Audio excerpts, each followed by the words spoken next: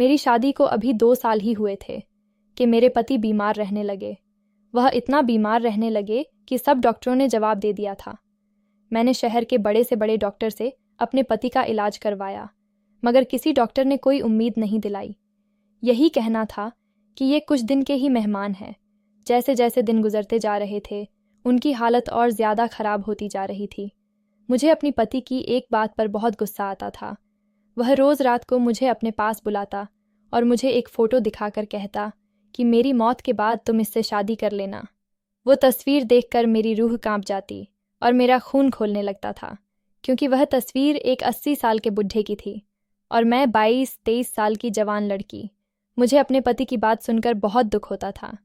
मैं भगवान से उसकी लंबी ज़िंदगी की प्रार्थना करती थी, क्योंकि मैं अपने पति से बहुत प्यार करती थी और उसके साथ ज़िंदगी गुजारना चाहती थी।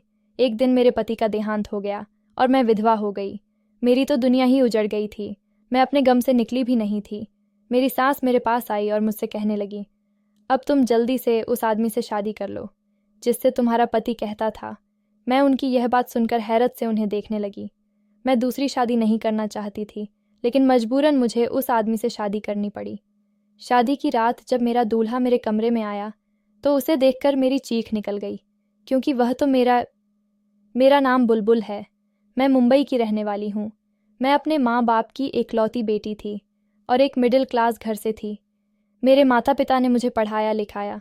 उसके बाद उन्होंने मुझसे कहा कि वह मेरी शादी करना चाहते हैं, लेकिन मैंने उनसे कहा कि बाबा, मैं अभी शादी नहीं करना चाहती, आगे पढ़ना चाहती हूँ। मैं अपने माँ बाप की बहुत लाडली थी और वह मेरी सारी बातें मानते थे, इसीलिए यह बात भी मान ली। उन्होंने मुझे आगे पढ़ने की इजाज़त दे दी। साथ में ही मैंने एक ऑफिस में जॉब करना शुरू कर दिया। ऑफिस में सारे लोग बहुत अच्छे थे और सबसे मेरी अच्छी दोस्ती हो गई थी। जब मैंने पहली बार अपने बॉस को तो मैं उन्हें देखती ही रह गई, क्योंकि वह एक बहुत हैंडसम और जवान लड़का था। ऑफिस की सारी लड़कियां उनके आगे पीछे घूमती रहती थीं। वह बहाने बहाने से शादी करना भी चाहती थीं। मुझे भी वह बहुत अच्छे लगते थे, लेकिन मैंने कभी कोई ऐसी हरकत नहीं की थी जिससे कोई मेरे चरित्र पर उंगली उठा सके, क्योंकि मेरे माँ बाप ने मुझ पर भरोसा करके मुझे जॉब करने की इजाज़त दी थी। मैं उनका भरोसा किसी भी हाल में तोड़ना नहीं चाहती थी। मैं कोई भी ऐसा काम नहीं करना चाहती थी जिससे मेरे माँ बाप की इज्जत पर कोई आंच आए। मैं सोचती थी कि अगर भगवान ने मेरी किस्मत में इस लड़के को लिखा है तो वह खुद ही इसके दिल में मेरी मोहब्बत डाल देगा, क्योंकि जोड़े तो आसमान से बनकर आते हैं। उसका नाम राहुल था। वह एक बहुत अच्छा इंसान था। मेरी बॉस से ज़्यादा बातचीत तो नहीं होती थी, जितनी भी होती थी काम के बारे में ही होती थी। जब भी वह मुझसे या किसी लड़की से बात करते थे, हमेशा नज़रें झुकाकर ही बात करते थे। वह औरतों और लड़कियों की बहुत इज्जत करते थे। मैं भी यही चाहती थी कि मेरे पति एक शरीफ इंसान हो जो औरतों की इज्जत करना जानता हो। एक दिन राहुल ने मुझसे कहा, मैं आपको बहुत पसंद करता हूँ, क्या आप मुझसे शादी करेंगी?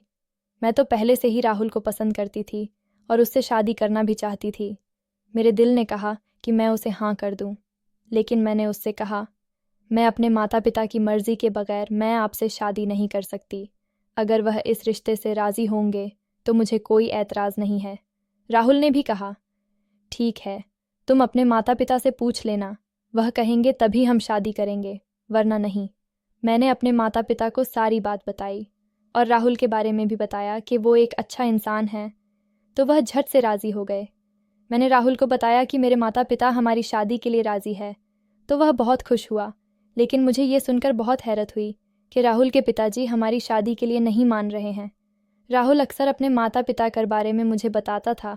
मुझे लगता था कि वो मान जाएंगे, लेकिन उन्होंने शायद राहुल के लिए कोई और लड़की देख रखी थी जिससे वह राहुल की शादी करवाना चाहते थे।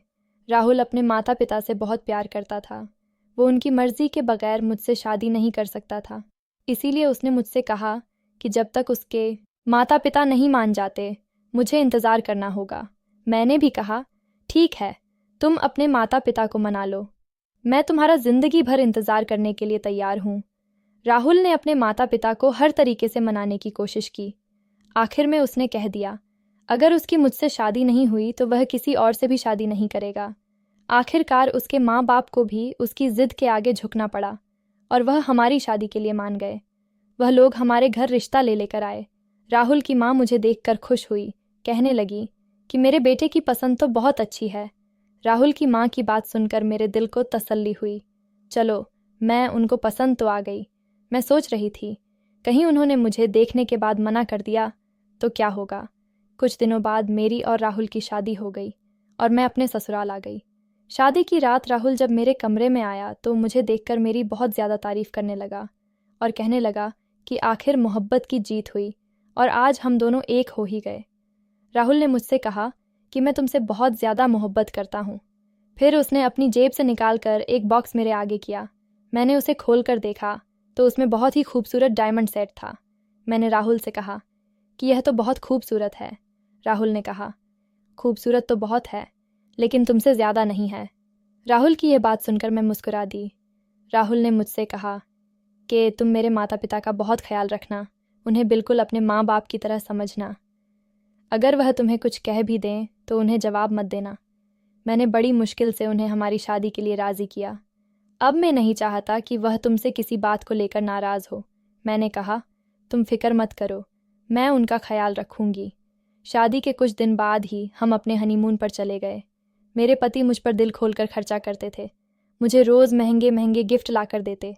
हनीमून से आने के बाद मैंने अपनी सास से कहा कि अब मैं घर की सारी जिम्मेदारी संभाल लूँगी, आप फिक्र ना करें। लेकिन उन्होंने मुझे मना कर दिया।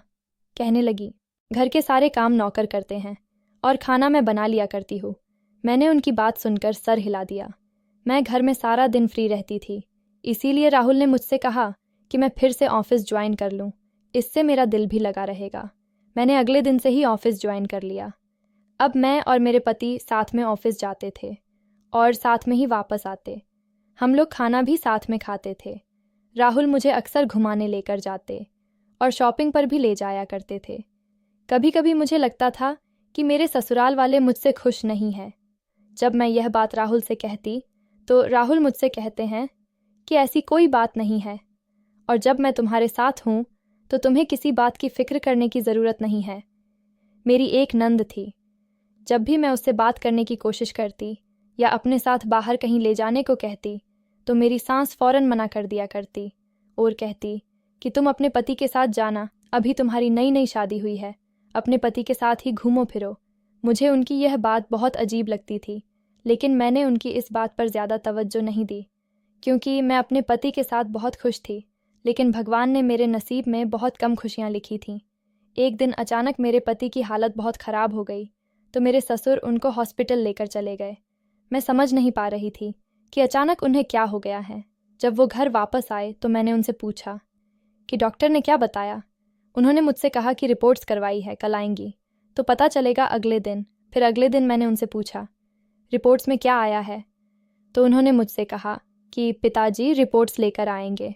अब अक्सर ही मेरे पति की अचानक तबीयत खराब हो जाती थी और मेरे ससुर ही उन्हें अस्पताल लेकर जाते थे। मैं अपने ससुर से कहती कि मैं भी साथ चलती हूँ तो वह मुझे मना कर देते। जब भी मैं अपने पति से उनकी रिपोर्ट के बारे में पूछती तो वह कुछ ना कुछ बहाना बना दिया करते थे। अब मेरे पति की तबीयत खराब रहने लगी थी।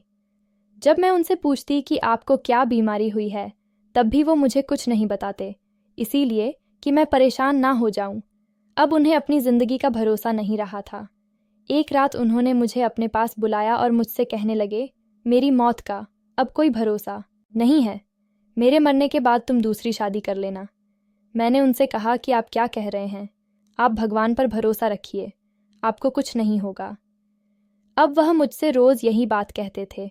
उन्होंने मुझे अपनी जेब से एक फ़ोटो निकाल कर दिखाई, कहने लगे कि मेरे मरने के बाद तुम इस आदमी से शादी कर लेना। वह फ़ोटो देखकर मेरी रूह कांप गई क्योंकि वो एक 80 साल का बुढ़ा था और मैं 25 साल की जवान लड़की। मेरी और उसकी शादी तो मुमकिन ही नहीं थी। मुझे अपने पति की यह बात सुनकर बहुत ज़्यादा दुख होता था। मैं प्रार्थना करती कि भगवान मेरे पति को जल्दी से ठीक कर दे, लेकिन भगवान ने मेरी प्रार्थना नहीं सुनी और एक दिन वही हुआ जिसका मुझे डर था। आज मेरी तबीयत ठीक नहीं थी तो मैं ऑफिस नहीं गई। उस दिन मेरे पति की तबीयत कुछ बेहतर लग रही थी तो उन्होंने कहा कि आज मैं ऑफिस चला जाता हूँ और घर से बाहर निकलूँगा तो मेरा दिल भी बहल जाएगा। मैंने उनको बहुत मना किया, लेकिन फिर भी वह ऑफिस चले गए। उनके जाने के 2 घंटे बाद ही मेरे पास फ़ोन आया कि मेरे पति की तबीयत बहुत ज़्यादा ख़राब है और वह हॉस्पिटल में है। यह सुनते ही मैं जिस हाल में बैठी थी वैसे ही हॉस्पिटल की तरफ भागी। जब मैं हॉस्पिटल गई तो मैंने देखा मेरे पति आखिरी सांस ले रहे थे। अपने आखिरी समय में भी उन्होंने मुझसे यही कहा कि मेरे मरने के बाद तुम उस आदमी से शादी कर लेना, तुम्हें मेरी मोहब्बत की कसम है। यह कहने के बाद ही उन्होंने दम तोड़ दिया। मैं तो जैसे वहीं बैठे बैठे पत्थर की बन गई थी। मैंने अपना सुध बुध गवा दिया था। मुझे अपने जवान पति की मौत का यकीन नहीं आ रहा था। मेरा दिल यह बात कबूल करने को तैयार ही नहीं था कि वह मुझे छोड़कर जा चुके हैं। अब हर समय में अपने कमरे में गुमसुम पड़ी रहती और उन्हें याद करती रहती। मेरा शादी करने का कोई इरादा ही नहीं था, बल्कि मुझे तो अपना खुद का ही होश नहीं था। दूसरी शादी कहाँ से करती? मेरे पति की मौत को अभी कुछ दिन ही हुए थे। मेरी सास मेरे पास आई और मुझसे कहने लगी, अपनी दूसरी शादी की तैयारी कर लो। उनकी यह बात सुनकर मैंने उनको हैरत से देखा और मैंने उनसे कहा कि मैं कोई दूसरी शादी नहीं करूँगी। उन्होंने मुझसे कहा, तुम्हारे पति ने तुम्हारी जिम्मेदारी मुझे दी थी और उसने के कहा था कि मेरे मरने के बाद इसकी दूसरी शादी करवा देना। उनकी यह बात सुनकर मुझे अपने पति की कही हुई बात याद आ गई। वह कहने लगी कि मैं अपने मरे हुए बेटे की आखिरी इच्छा ज़रूर पूरी करूँगी।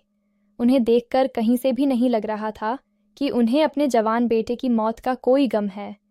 अगर होता तो वह मुझे दूसरी शादी करने के लिए मजबूर नहीं करती। मेरे पति के देहांत के बाद मेरे माता पिता मुझे लेने आए तो मेरी सास ने कहा कि अब यह हमारी बेटी है और इसकी सारी जिम्मेदारी भी मेरी ही है। मैं अपने माता पिता के साथ जाना चाहती थी, लेकिन मेरे पति की कसम ने मुझे यहाँ रोक कर रखा था। मैं यह शादी करना नहीं चाहती थी, लेकिन अपने पति की इच्छा पूरी करने के लिए मैंने शादी के लिए हाँ कर दी। कुछ दिनों बाद ही मेरी सास ने मेरी शादी करवा दी। मेरी शादी वाले दिन लोग तरह तरह की बातें बना रहे थे। कह रहे थे कि पति की मौत को अभी दिन है कितने हुए हैं और इसको देखो कैसे बेशर्म की तरह दुल्हन बनी बैठी है। लेकिन उनकी बातों का मुझ पर कोई असर नहीं हो रहा था। मैं तो खुद पत्थर की मूरत बनी वहाँ बैठी थी। रात को मेरी नंद मुझे मेरे कमरे में छोड़कर चली गई। मुझे बहुत डर लग रहा था। जब मेरा पति मेरे कमरे में आया तो उसे देखकर मेरी चीख निकल गई, क्योंकि मेरा दूसरा पति कोई और नहीं मेरा ससुर था। मैं चीखते हुए बेड से उतरी तो तभी मेरे ससुर मेरे पास आए और मुझसे कहने लगे कि तुम डर क्यों रही हो, तुम्हारी दूसरी शादी मुझसे ही हुई है और अब से मैं ही तुम्हारा पति हूँ।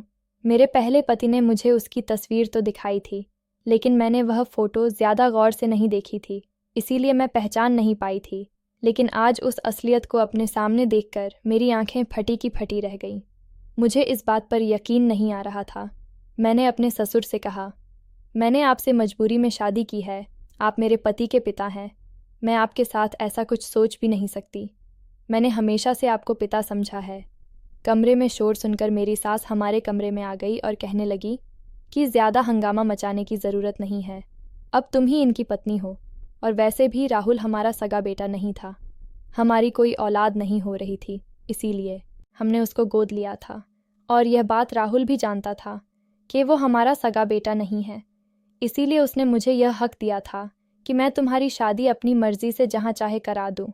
इसीलिए मैंने तुम्हारी शादी अपने पति से करवा दी, ताकि तुम हमेशा इसी घर में रहो।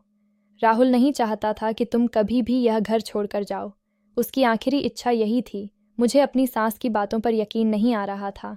मैं समझ नहीं पा रही थी कि आखिर राहुल ने मेरे साथ ऐसा क्यों किया। मेरी सास कहने लगी, मैं राहुल से बहुत मोहब्बत करती थी, उसे अपना बेटा ही मानती थी, इसलिए मैंने उसकी आखिरी इच्छा पूरी करने के लिए अपने पति की शादी तुमसे करवा दी। तुम्हें तो हमारा एहसानमंद होना चाहिए कि मैंने तुम्हारी खातिर अपने पति को छोड़ दिया, उल्टा तुम हम पर ही चढ़ रही हो। मैंने कहा, आप दोनों मेरे कमरे से जाइए। वह दोनों नाराज़ होते हुए मेरे कमरे से बाहर चले गए और मैं वहीं ज़मीन पर बैठ गई। जो राज आज मेरे सामने खुले थे, उन्होंने तो मेरी जान निकाल दी थी। मुझे राहुल ने कभी ये बात क्यों नहीं बताई कि यह उसके सगे माता पिता नहीं है। मैं बहुत बड़ी मुश्किल में फंस गई थी। अब मैं इस मुश्किल से कैसे निकलूंगी पता नहीं। यही सब कुछ सोचकर मैं ज़ोर ज़ोर से रोने लगी। मैंने राहुल की फ़ोटो उठाई और उससे सवाल करने लगी कि आखिर उसने मेरे साथ ऐसा क्यों किया। क्यों उसने मुझे अपने प्यार की कसम दी कि मैं दूसरी शादी कर लूँ, वह भी उसके ही पिता से। मैं उनको अपने ससुर और बाप का मान देती थी। आज वह सामने मेरे पति की शक्ल में खड़े थे। मैं यह सब अपने सपने में भी नहीं सोच सकती थी। सारी रात यही सब कुछ सोचती रही। नींद तो मेरी आंखों से कोसों मील दूर जा चुकी थी। सुबह हुई तो एक नौकरानी मेरे लिए नाश्ता लेकर आई। मुझसे कहने लगी कि बड़ी मैडम ने कहा है कि आप नाश्ता कर लें।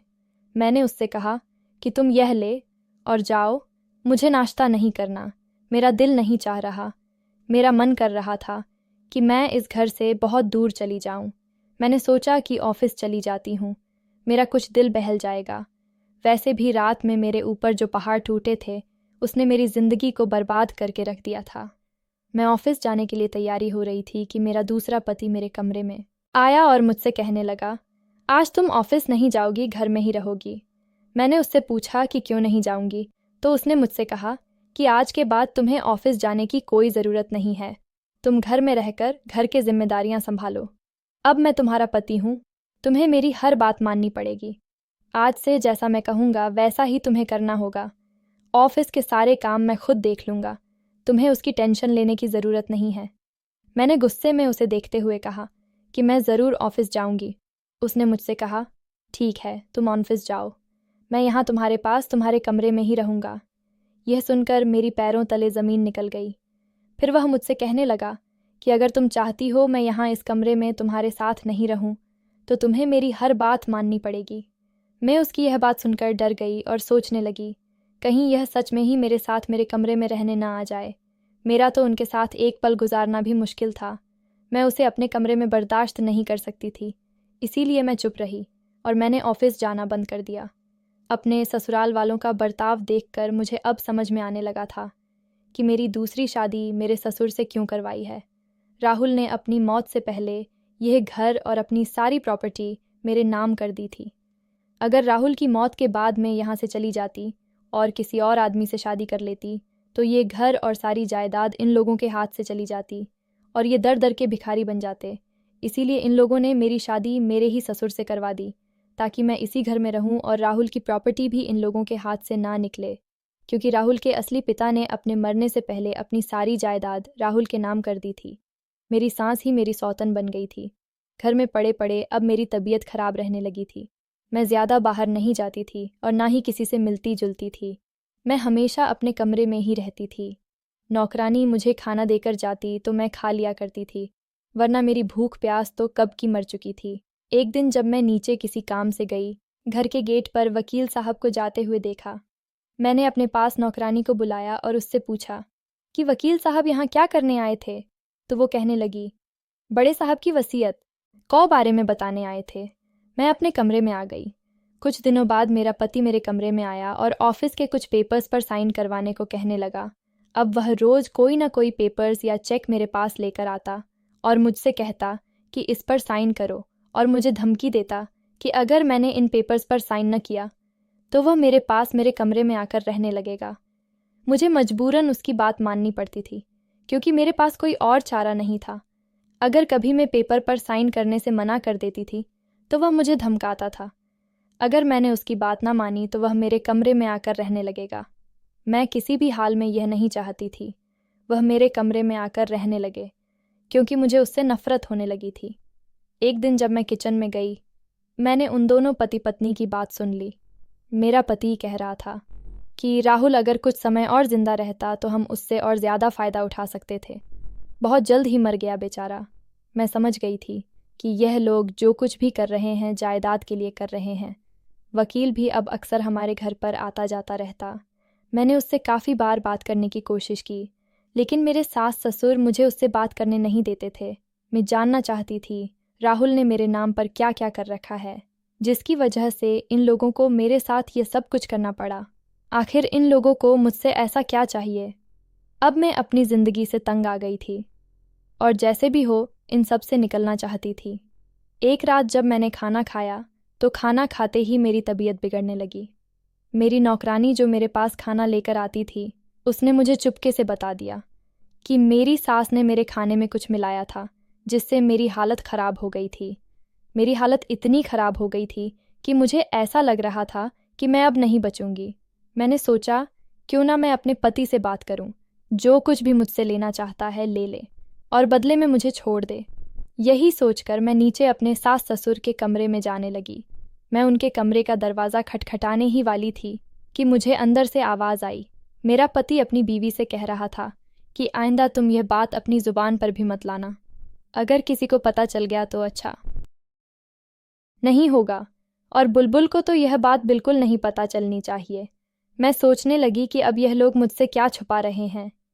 ये दोनों हमेशा ही छुप छुप कर बातें करते रहते थे। मुझे इनकी बातों कुछ समझ में नहीं आया, लेकिन मैं जानना चाहती थी कि इन दोनों का राज क्या है। मैं अपने कमरे में चली गई और वहाँ जाकर सोचने लगी कि मैं ऐसा क्या करूँ जिससे मुझे इन दोनों का राज पता चल जाए। फिर मेरे दिमाग में आइडिया आया, क्यों ना मैं अपने पति को अपना दीवाना बना दूँ। अगर वह मेरे काबू में आ गया तो मैं उससे सब कुछ उगलवा लूँगी। एक रात मैं तैयार होकर नीचे अपने पति के कमरे में गई। उसके कमरे में जाकर मैंने कहा, तुम भूल रहे हो कि मैं भी तुम्हारी पत्नी हूँ। मेरा भी तुम पर कोई हक बनता है। तुम मेरे साथ मेरे कमरे में चलो। मेरी यह बात सुनकर तो मेरी सास के चेहरे का रंग ही उड़ गया। मैंने अपने पति का हाथ पकड़कर उसे बेड से उठाया और कहने लगी कि इस बूढ़ी औरत की जान छोड़ो, अब तुम मेरे साथ रहना। यह सुनकर मेरा पति भी खुश हो गया, क्योंकि वह 80 साल का बुढ़ा था, पर मैं एक जवान और खूबसूरत लड़की। भला ऐसा मौका कौन छोड़ सकता था। खुशी खुशी उठकर मेरे साथ मेरे कमरे में आ गया। मैं उसे अपने कमरे में लाकर बोली कि तुम अपनी पहली बीवी को इस घर से निकाल दो, तभी मैं हमेशा के लिए तुम्हारे साथ रहने को तैयार हूँ, वरना मैं तुम्हें छोड़कर चली जाऊंगी। उसने कहा, तुम फिक्र मत करो, मैं उस बूढ़ी को इस घर से निकाल दूंगा। मैं तुम्हारे साथ रहने के लिए कुछ भी कर सकता हूँ। अब मैं रोज़ बंद स्वर कर उसके सामने जाती, उसका ध्यान रखती और अपने हाथ से उसे खाना देती। कुछ ही दिनों में वह मेरा दीवाना बन गया था। अब वह मेरी खातिर कुछ भी करने को तैयार था। यह सब देखकर उसकी बीवी का बस नहीं चल रहा था कि वह मुझे घर से निकाल दे, लेकिन वह कुछ नहीं कर सकती थी, क्योंकि अब तो उसका पति मेरा दीवाना हो गया था। वह उसकी तरफ देखता भी नहीं था। वह जब भी बाहर से घर में आता सीधा मेरे पास ही आता था। एक दिन मैंने अपने पति से कहा कि मैं इस शहर में नहीं रहना चाहती। यहाँ पर मुझे राहुल की याद सताती है।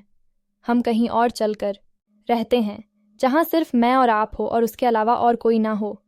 ये सुनकर वह बहुत खुश हुआ। कहने लगा कि ठीक है, जैसा तुम कहो। मैं चाहती थी कि वह यह बात सुनकर उसकी पत्नी जल भुन गई। मैंने ऐसा इसलिए कहा था ताकि वो सब कुछ उगल दे, और मेरे प्लान के मुताबिक ऐसा ही हुआ। एक दिन वह खूब ज़ोर ज़ोर से अपने पति के ऊपर चीखने लगी और कहने लगी कि तुम अभी बुलबुल को तलाक दो। मेरे पति ने कहा, हल्के बोलो, कोई सुन लेगा। हम मंजिल के इतने करीब आकर अब पीछे नहीं हट सकते, और यह सारा प्लान तो तुम्हारा ही था। अब तुम मुझसे कैसे पीछे हटने को कैसे कह सकती हो। उसकी पत्नी ने कहा कि मैं कुछ सुनना नहीं चाहती, मुझे कुछ नहीं चाहिए, बस तुम उस लड़की को तलाक दे दो। अगर तुमने उसे तलाक नहीं दी तो मैं उसे सब कुछ बता दूंगी, फिर तुम जानते हो क्या होगा। मेरे पति ने कहा कि ठीक है, मैं उसे छोड़ दूंगा, लेकिन तुम अपनी ज़ुबान बंद रखना। अब उनका खेला हुआ खेल उन पर ही उल्टा पड़ गया था। वह लोग अपने जाल में खुद ही फंस गए थे, लेकिन मैं परेशान भी थी। उसने अपनी बीवी की धमकी में आकर मुझे छोड़ दिया तो मुझे उन लोगों का राज कभी भी पता नहीं चल सकेगा, और मैं हर सूरत में उनका राज जानना चाहती थी। अभी तक मुझे कुछ भी पता नहीं चल सका था। मैंने सोचा कि अब मुझे कुछ और ही करना पड़ेगा जिससे मैं ये राज जान सकूं। रात को जब मेरा पति मेरे कमरे में आया तो मैंने उसे जूस में मिलाकर नशीली दवाई दे दी ताकि वह नशे में सब कुछ बोल सके, और ऐसा ही हुआ। कुछ देर बाद वह पूरी तरीके से नशे में था। मैंने उससे कहा कि मैं ये घर और सारी प्रॉपर्टी तुम्हारे नाम कर दूंगी और हमेशा तुम्हारे साथ ही रहूंगी, तुम मुझे सब कुछ सच सच बता दो। वो अपने होश में नहीं था, इसीलिए उसने मुझे सब कुछ सच सच बताना शुरू कर दिया। कहने लगा कि राहुल मेरे भाई का बेटा था। मेरा भाई बहुत अमीर था, उसके पास किसी चीज़ की कोई कमी नहीं थी, और मेरे पास कुछ भी नहीं था। मुझे ये देखकर अपने भाई से बहुत जलन होती थी। जब राहुल 1 साल का था तो मैंने अपने भाई और भाभी का एक्सीडेंट करवा दिया था, क्योंकि मैं जानता था कि राहुल के माता पिता के बाद उसकी जिम्मेदारी हमें ही मिलेगी। और ऐसा ही हुआ। उसके माता पिता के देहांत के बाद हम दोनों उसकी परवरिश के लिए इस घर में आ गए, लेकिन हमारे नाम कुछ भी नहीं था। हम सिर्फ राहुल की और उसकी जायदाद की देखभाल कर सकते थे। जब तक राहुल 18 साल का ना हो जाए, उसके बाद सब कुछ उसके नाम पर हो जाता, और अगर इस बीच उसको कुछ हो जाता तो सारी जायदाद ट्रस्ट में चली जाती। अब हमारे पास कोई चारा नहीं था। जब वह बड़ा हो गया तो उसने सारा कारोबार अपने हाथ में ले लिया और उसने इस बिज़नेस को आसमान पर पहुंचा दिया। फिर एक दिन वह कहने लगा कि वो किसी लड़की को पसंद करता है और उसी से शादी करना चाहता है। तब हमने उसे बताया कि वह हमारा असल बेटा नहीं है, वह मेरे भाई का बेटा है और हम अपनी बेटी की शादी उसके साथ करवाना चाहते हैं। हमने सोचा था कि अगर उसकी शादी हमारी बेटी के साथ हो जाती है, उसकी सारी ज़मीन जायदाद हमारे पास ही रहेगी। लेकिन उसने हमारी बेटी से शादी करने के लिए मना कर दिया और कहने लगा, मैंने उसे हमेशा अपनी बहन समझा है और आप लोगों को अपने माता पिता, मैं उससे शादी नहीं कर सकता। वह हमें मनाने की कोशिश करने लगा ताकि हम उसकी शादी तुम्हारे साथ करने पर राज़ी हो जाए। हम नहीं मान रहे थे, लेकिन हमने सोचा कहीं वो भाग कर तुमसे शादी ना कर ले, ऐसे तो सब कुछ हमारे हाथ से निकल जाता। इसलिए हमने उसकी शादी तुमसे करवा दी। लेकिन वह तो शादी होते ही तुम पर अपनी दौलत बरसाने लगा। वह रोज़ रोज़ तुम्हें महंगे महंगे गिफ्ट लाकर देता। उसने यह घर भी तुम्हारे नाम कर दिया था। जब भी कोई प्रॉपर्टी लेता तो तुम्हारे नाम पर ही लेता। हमें बहुत गुस्सा आता था, लेकिन हम कुछ नहीं कर सकते थे। फिर हमने सोचा कि क्यों ना हम राहुल को जान से मार दे, लेकिन हम उसको ऐसे नहीं मार सकते थे। इसीलिए हमने उसके खाने में थोड़ा थोड़ा जहर मिलाना शुरू कर दिया। जब भी वह रोज़ खाना खाता तो उसकी तबीयत खराब हो जाती। धीरे धीरे जहर उसके पेट में जा रहा था। इसी वजह से मैं उसे अकेला ही डॉक्टर के पास लेकर जाता था। डॉक्टर की रिपोर्ट में सब कुछ साफ साफ आ गया था, लेकिन मैंने डॉक्टर को पैसे ख्याल रखेंगे, लेकिन राहुल मानने को तैयार नहीं था। लेकिन मेरी पत्नी ने उसके ऊपर इतना जोर डाला कि वह आखिर में मान गया। वह अपने घर और ज़मीन जायदाद तो तुम्हारे नाम कर चुका था, अपना बिजनेस भी तुम्हारे नाम कर दिया ताकि उसके मरने के बाद तुम्हें कोई परेशानी ना हो। मैंने उसे बहुत रोकने की कोशिश की, लेकिन वह नहीं माना। उसके बाद हमें वह करना पड़ा जो हम कुछ दिन बाद करने वाले थे। उनकी यह बात सुनकर तो मेरे रोंगटे खड़े हो गए और मैंने उनको पकड़ते हुए कहा कि तुमने मेरे राहुल के साथ क्या किया। उसने नशे में बताया कि हमने उसके खाने में ज़्यादा जहर मिला दिया, जिससे वह उसी दिन मर गया। और उसके मरने के बाद मेरी पत्नी ने तुम्हारी शादी मेरे साथ करवा दी ताकि हम तुमसे सब ज़मीन जायदाद और बिजनेस छीन सकें। अब हम तुम्हारे खाने में भी जहर मिलाने लगे। तुम्हारे मरने के बाद यह सब कुछ हमारा हो जाए, लेकिन मैं तुम्हें मरने नहीं दूंगा। मैं उस बूढ़ी औरत को इस घर से निकाल दूंगा।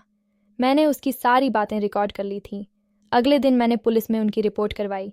पुलिस हमारे घर आई, इन दोनों को गिरफ्तार कर कर ले गई। अदालत में उन दोनों की पेशी हुई। मैंने सारे सबूत दिखा दिए। सारे सबूत देखते हुए जज साहब ने उनको उम्र कैद की सज़ा सुना दी। अब वह दोनों अपनी बाकी बची कुची ज़िंदगी जेल में ही गुजारेंगे। मैंने राहुल के नाम से एक हॉस्पिटल खुलवाया। इसमें गरीब लोगों का इलाज मुफ्त होता था। अब मैंने दूसरी शादी नहीं की क्योंकि लोगों से मेरा भरोसा ही उठ चुका था। काश उन लोगों ने राहुल के साथ ऐसा कुछ नहीं किया होता। राहुल तो उनसे अपने सगे माता पिता से भी ज़्यादा मोहब्बत करता था। अगर वह एक बार बता देते कि उन्हें ज़मीन जायदाद चाहिए तो राहुल खुशी खुशी उनके नाम पर कर देता, लेकिन उन लोगों ने अपने लालच में आकर मेरे पति को मुझसे छीन लिया। ऐसा करते हुए उनके हाथ पैर नहीं कांपे।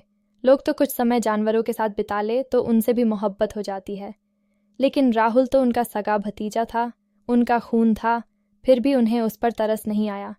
इन लोगों के लिए हमेशा मेरे दिल से बद्दुआ ही निकलती है, जिन्होंने जवानी में ही मेरे पति को मुझसे छीन लिया।